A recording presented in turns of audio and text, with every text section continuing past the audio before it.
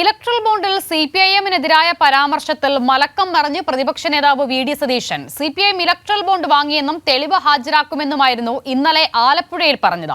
എന്നാൽ സിപിഐഎം വാങ്ങിയത് electoral bond ആണെന്ന് താൻ പറഞ്ഞിട്ടില്ലെന്ന് വി.ഡി. സതീശൻ ഇന്ന് കൊച്ചിയിൽ പറഞ്ഞു.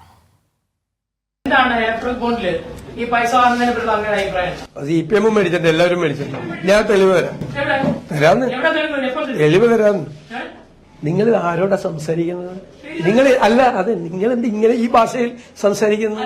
ഞാൻ ക്ഷണിച്ചു വരുത്തിയിട്ട് പ്രസ്തുപ്പിൽ വന്ന ഒരാളാണ്.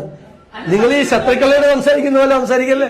നിങ്ങൾ ചോദിക്കുന്നത് ഞാൻ തെളിവ് തരാമെന്നല്ലേ ഞാൻ പറഞ്ഞത്. ഇലക്ട്രൽ ബോണ്ട് അല്ലല്ലോ പറഞ്ഞത് ഇലക്ട്രൽ ബോണ്ട് ബി.ജെ.പിയും കോൺഗ്രസും വാങ്ങിയതിനെ ഒരുപോലെ CPM വിമർശിക്കുകയാണ്. മനസ്സിലായി? ഞങ്ങൾ ഇലക്ട്രൽ ബോണ്ട് വാങ്ങിയിട്ടുണ്ട്. പക്ഷെ ഞങ്ങൾ പ്രതിപക്ഷത്തിരിക്കുകയല്ലേ.